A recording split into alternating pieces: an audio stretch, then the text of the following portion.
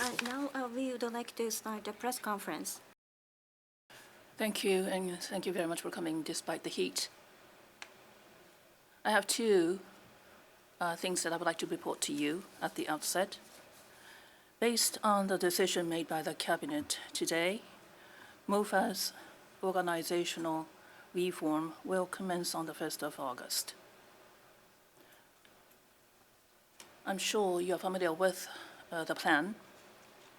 It will be an initiative cutting across MOFA to build an organization that can perform duties required of the times amidst dramatically changing international situations.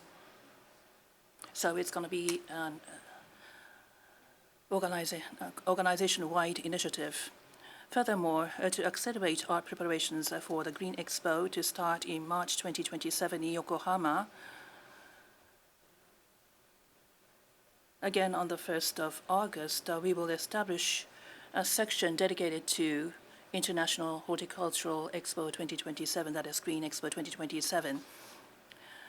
With the new organization, we will conduct our diplomacy even more strategically and with agility. Second, Japan ROK for a ministerial meeting. Mr. Cho Hyun, Foreign Minister of the ROK, will be in Japan today and tomorrow, shortly after his appointment. Japan and ROK are important neighbors that should cooperate as partners in addressing global challenges. During the ministerial and the working dinner after this, I intend to have thorough discussions with the Minister Cho on ways to realize a stable development of our bilateral relations, regional situations, and cooperations among Japan, ROK, and the United States. And we would like to cultivate a relationship of trust and confidence. So that concludes my opening remarks. Over to you. Please raise your hands and please proceed to the microphone closest to you, and please state your name and affiliation before asking questions. Nikkei, Baba. I am Baba from Nikkei Newspaper. Well, I would like to ask you a question about the election intervention by foreign forces during the upper house election. There is a warning bell within the government about the intervention, and there is a call for taking countermeasures within the cabinet secretariat. And how are you going to respond as the Ministry of Foreign Affairs, and how do you liaise with willing nations of Japan? What is the thought on that? During the election, utilizing SNS, dissemination of fake or misinformation, or regarding the election intervention by foreign forces, the several measures needs to be taken. In the national security strategy, including the dissemination of misinformation in the cognitive domain, it is to strengthen the response capability to information warfare.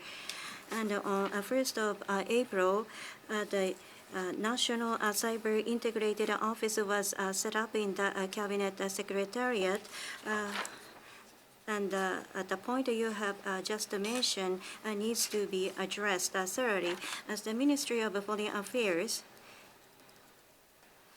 regarding the trend of information space related to the Japan's information policy, we make information gathering analysis utilizing AI, and based on that result, we strive to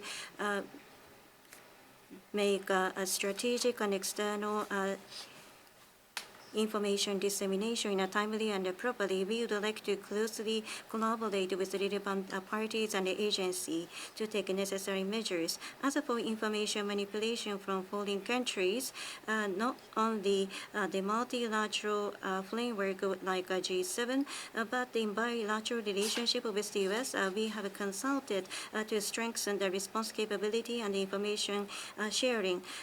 We would like to share experiences among countries with the same awareness to strengthen response capability. Chiba, GG Press. I'm Chiba, GG Press.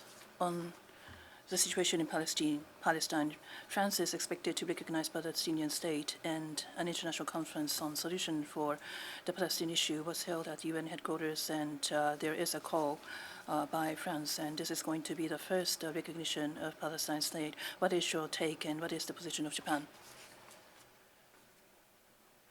Well, as far as Japan is concerned, as you know, Japan has consistently supported the two-state solution, and this has not changed a bit. We fully understand the Palestinians' hope and aspirations to establish an independent state, and Japan has supported the Palestinians' effort to realize that.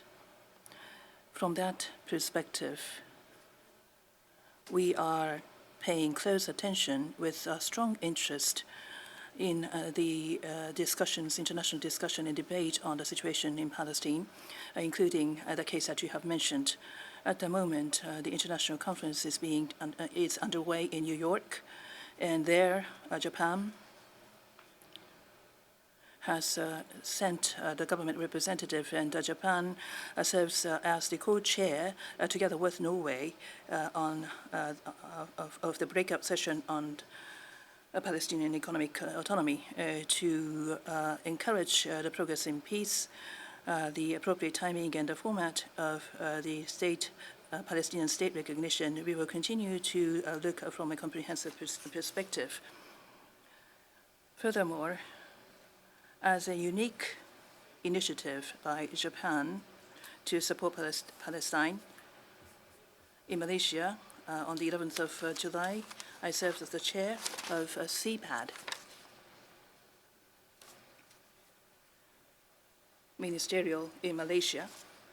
So Japan took the initiative to hold the TICAD ministerial in Malaysia, and we adopted an action plan around humanitarian assistance, recovery, reconstruction support, and support for the reform by the PA. We will continue to follow up on this initiative, and Japan is committed to continue to firmly support the initiatives by the Palestinians. Thank you. The next question, please. Aikawa-san from the Kyoto Press. Thank you. I am Ayukawa from Kyoto Press. In China, I'd like to ask you a question about the detention of Japanese national in China. According to some report, based on the report from the Chinese government, the espionage activities or the causing harm to the national securities. For these reasons, according to the ruling, then 70 Japanese nationals have been detained, and in return for providing information, they received some compensation. That is a recognition of China. What is the fact? And related to this, the visiting or staying or stationing in China for those Japanese nationals, do you have any warning or precautions? First of all, regarding the report you mentioned, well, from the viewpoint of protection of the privacy of the parties involved, I'd like to refrain from making remarks. Regarding the information gathering by PSIA or Public Security Intelligence Agency, please ask that question to PSIA. For the possible risk of detention of Japanese nationals in Japan, in different occasions, we have made a warning in different forms. And then, what kind of acts constitute espionage activities in China? What kind of acts constitute other illegal activities? So continuously, from the viewpoint of disseminating the precautions about the travel and the stay, we have once again give a warning in the form of spot information on the 22nd. So if you look at it, you are able to get the information. And going forward, we will continue to strengthen this kind of precautions to ensure the security and the safety of Japanese nationals.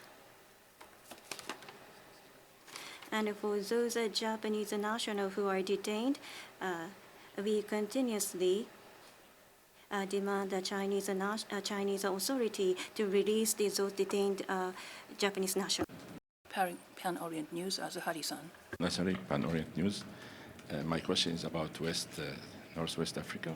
Next month's TICAD meeting is set to host over 50 countries, reflecting Japan's very important role in the development of the African continent. Some reports are saying that the Polisario Front is going to be participating as representative of the so-called Sahrawi Republic, which is not recognized by Japan or by a majority of UN members states. In fact, the Japanese police agency last decade has branded that Polisario as a terrorist group, as recently have some members of the Congress in the United States. So my question is that wouldn't the Polisario participation in TICAD conflicts with the Japanese government policy of not recognizing it as and branding it as a terrorist organization? Thank you.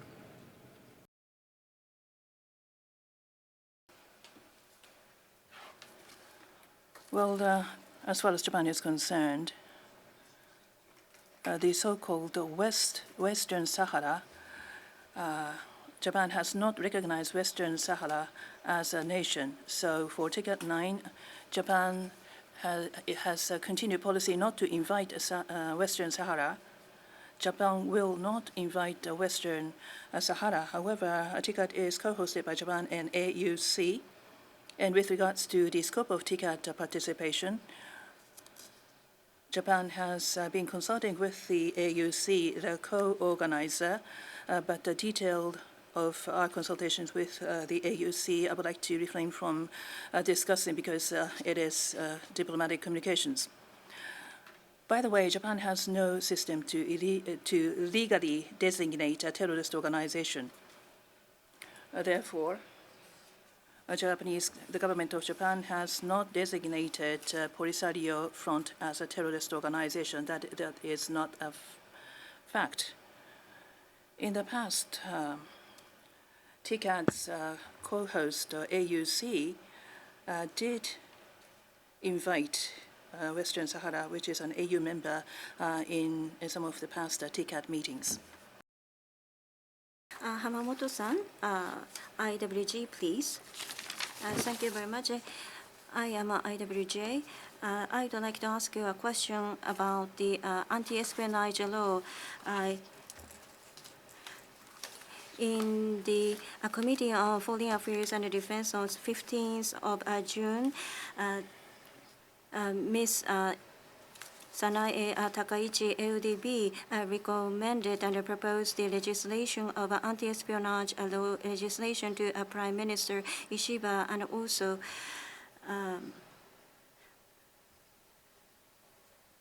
what is your view on this? You said that including the right to know, giving consideration to the basic human rights of people, you said that various multiple considerations are necessary, and the opposition party is aiming for the enactment of anti-espionage law in the extraordinary diet session, and that was posted on X. So could you elaborate on your points? Well, in order to protect the important information of the government, we will strengthen the necessary measures such as the initiatives around the counterintelligence. Anti-espionage law, this is the so-called espionage prevention law. So what is it? As a substance, it is not clear-cut. Therefore, just discussing on this based on image is not appropriate. That is my view.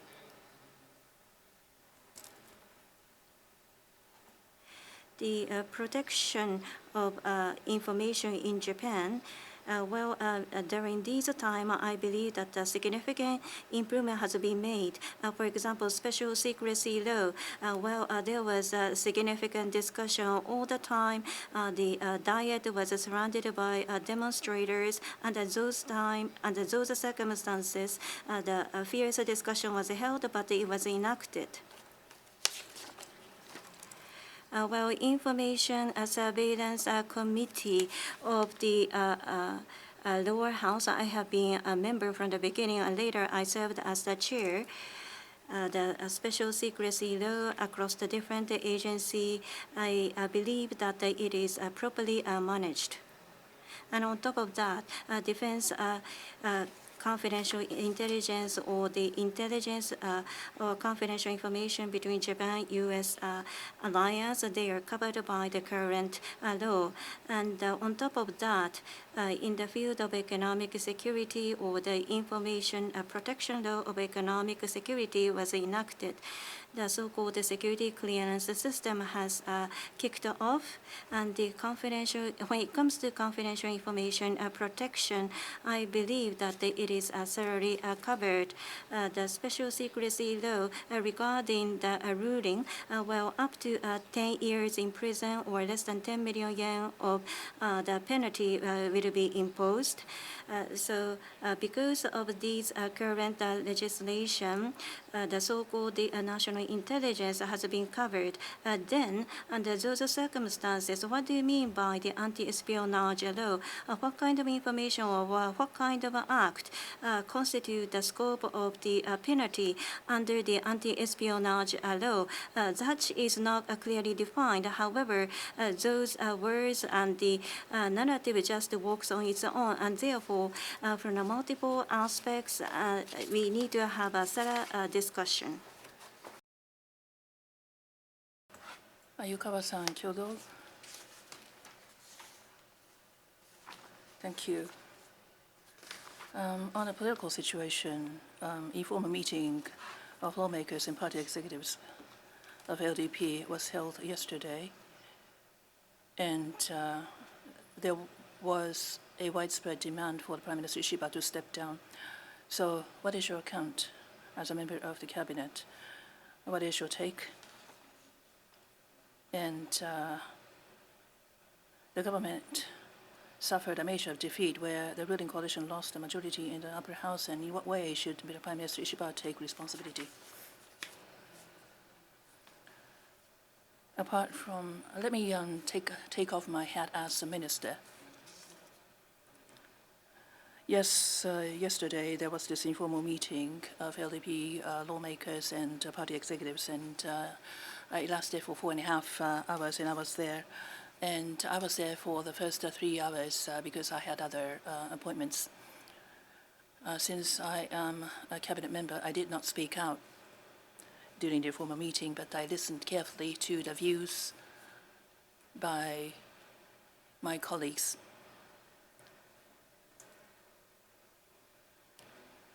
Right in front of the Prime Minister and the President of the LDP was a very active and candid discussion. And in a way, it is very much LDP-like, and I think it is a part of a good tradition of the LDP. And I believe it was very significant that this meeting actually was held. Having said that, I strongly felt, listening to the discussion, the outcome of the upper house election and the political situation that we currently face, the recognition of the situation is not sufficient. Generally speaking, that was my impression. There is a lack of full recognition of the situation. The ruling coalition has lost the majority both in the upper and the lower houses. So the ruling coalition alone will not be able to push ahead with the Japanese politics.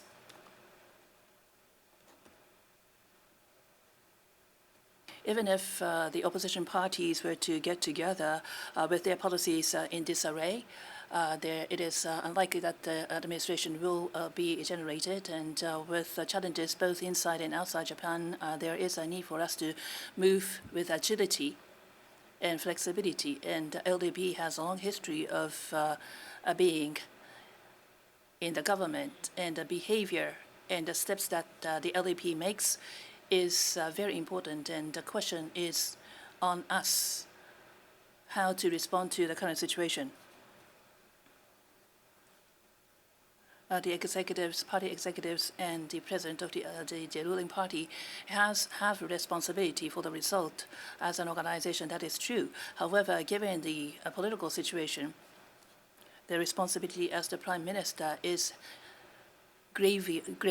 more grave than the responsibility of the President of the party. Taking all those factors into consideration, Prime Minister Ishiba is determined to stay on so that the processes will make a progress without delay, including a follow-up to the tariff consultations with the United States, so that the people will not be concerned. That, I believe, is the judgment that the Prime Minister Ishiba has made. If that is the case, we should respect his judgment and determination, and I believe we should be there to support his determination. Thank you. With that, we would like to conclude this press conference. Thank you very much.